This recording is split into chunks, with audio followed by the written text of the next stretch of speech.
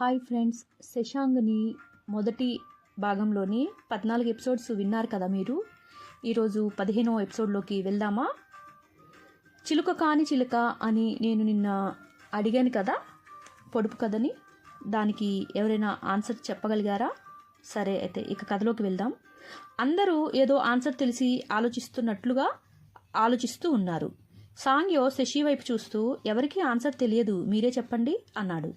శశి నవ్వుతూ, సీతాకొక చిలుక, తను చిలుక కాదు కదా, అందంగా ఉంటుంది, అందుకనే కదా చిన్నపిల్లలు మొదలు పెద్దవాళ్ళు అందరూ తననే పట్టుకోవాలని వెంటపడుతూ ఉంటారు అని చెప్పింది.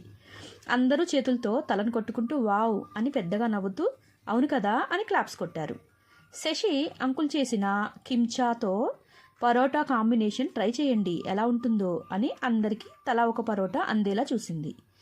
జియాన్ వేడివేడిగా ఆలు పరోటాను బటర్ పూసుకొని కిమ్చాను తీసుకొని రెండింటినీ కలిపి తింటూ, వావ్ చాలా బాగుంది, రియల్లీ మన సౌత్ కొరియా కిమ్చాతో సౌత్ ఇండియా పరోటా కాంబినేషన్ అదిరిపోయింది శశి అన్నాడు.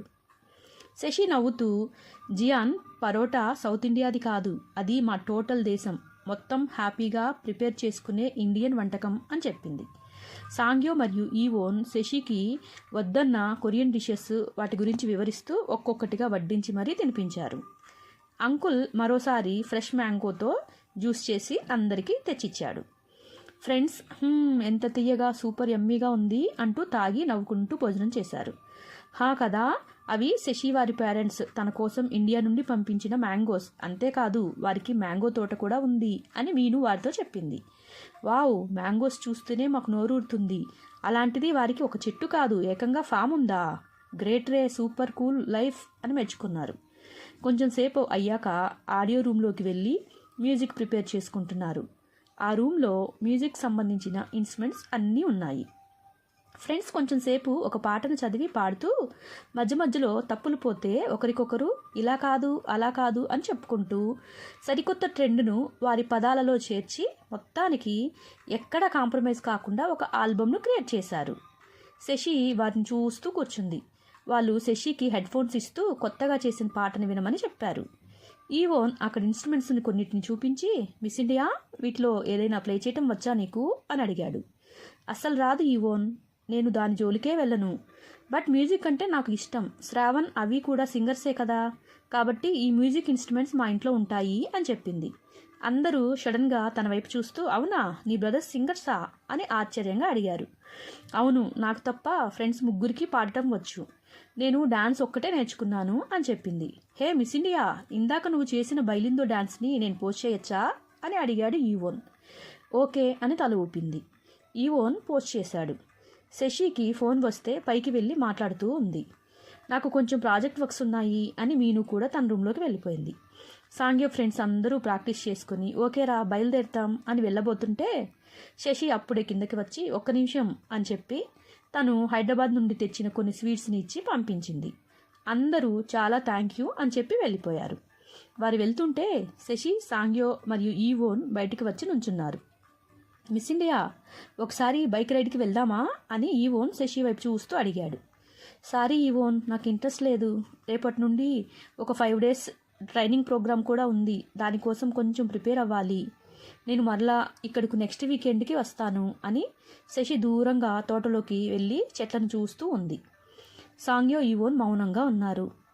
ఈవోన్, సాంగ్యో, నేను చెప్పింది కొంచెం బాగా వినురా, శశి నీకు నచ్చింది అని నాకు తెలుస్తుంది, నీకు నిజంగా శశి నచ్చి ఉంటే డైరెక్ట్గా వెళ్ళి ప్రపోజ్ చేయరా, లేట్ చేయకు, ఇన్ని రోజులకి ఒక అమ్మాయి మీద నువ్వు ఇష్టాన్ని చూపించటం చూశాను, తను ఇప్పుడు మనకు ఎలా పరిచయం అయిందో అలాగే రేపు ఎవరికైనా పరిచయం అయితే నీకు కూడా దూరం అవ్వచ్చురా, మిస్ చేసుకుంటే ఆపర్చునిటీస్ తిరిగి రావు అన్నాడు. చిన్నగా నవ్వుతూ, రే నువ్వు ఎక్కువగా ఊహించుకోకు, నేనేం ఏదో ఒక నిర్ణయం తీసుకుంటాను, నువ్వేం టెన్షన్ పడకు, నిజంగా ఆ అమ్మాయి నా కోసమే ఇక్కడికి వచ్చింది అంటే ఎవరు ఏం చెప్పినా తను వినదు, అలా కాలేదు, జస్ట్ అది అట్రాక్షన్ అయి ఉంటే తను దూరం అవుతుంది అని కూల్గా అన్నాడు సాంగ్యో. కానీ మనసులో మాత్రం తను నా కోసమే వచ్చిందని అనిపిస్తుందని తనకి నేను చెప్పలేకపోతున్నాను అనుకున్నాడు. మొబైల్ తీసి పాటకు లిరిక్స్ రాసుకుంటూ ఉన్నాడు. నిశినేనై నిశ్శబ్దంగా నిలిచే ఉన్నా, ఎటు నుండి దిగి వచ్చావే ఓ చంద్రమా, పుడిమిపై వెన్నెలలా నువ్వు పవలిస్తుంటే చిరుజల్లులా దిగివచ్చి నీతో కలిసిపోనా, అమావాస్యను చూసి నువ్వు హడలిపోతే ఆ సూర్యున్నే సాయమడిగి నీకు పున్నమినివ్వనా? నన్ను నీకోసమే సృష్టించాడా ఏ దేవుడో? నిన్ను నాకోసమే పంపించాడా ఆ దేవుడు? చల్లదనం అంతా చిరునవ్వుగా చేసి నువ్వు కురిపిస్తుంటే మెరుపుల్ని తయారు చేసి నీ ముందుకు రానా అని సాంగ్యో రాసుకున్నాడు. ఈవోన్ దాన్ని చదివి, సాంగ్యో ఇంత చక్కగా రాశావు, ఫెంటాస్టిక్, ఇది చాలరా, నువ్వు గనక తనకి ఈ పాటలుగా చెప్పావు అంటే ఇంకా అసలు ఏమీ తనతో మాట్లాడాల్సిన అవసరం లేదు, దీనితోనే తనకి అన్నీ అర్థమైపోతాయి అన్నాడు.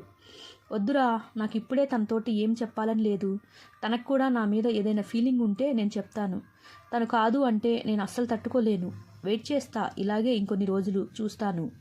మన హార్ట్ బీట్ మనకి వినపడటం నువ్వు ఎప్పుడైనా ఫీల్ అయ్యావా? తను నాకు దగ్గరగా ఉన్నప్పుడు నా హార్ట్ బీట్ నాకు వినపడటం ఫీల్ అయ్యాను.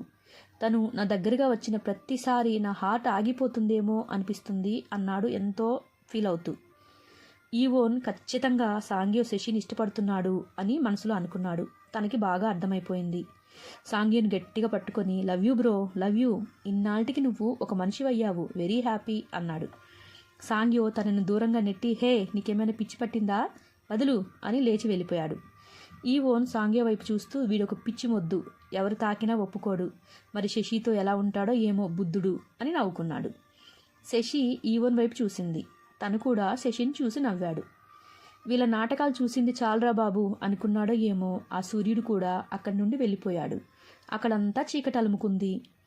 ఈవోన్ శశి దగ్గరికి వచ్చి, ఏంటి శశి, ఏమైంది, చీకటి పడింది కదా, లోపలికి వెళ్దాంరా అంటూ, నువ్వు అప్పుడప్పుడు ఎందుకు డల్గా అవుతున్నావు, నీకు ఇబ్బంది అయితే చెప్పొద్దు, షేర్ చేసుకోవాలనుకుంటే చెప్పు అని దగ్గర వచ్చి కూర్చున్నాడు.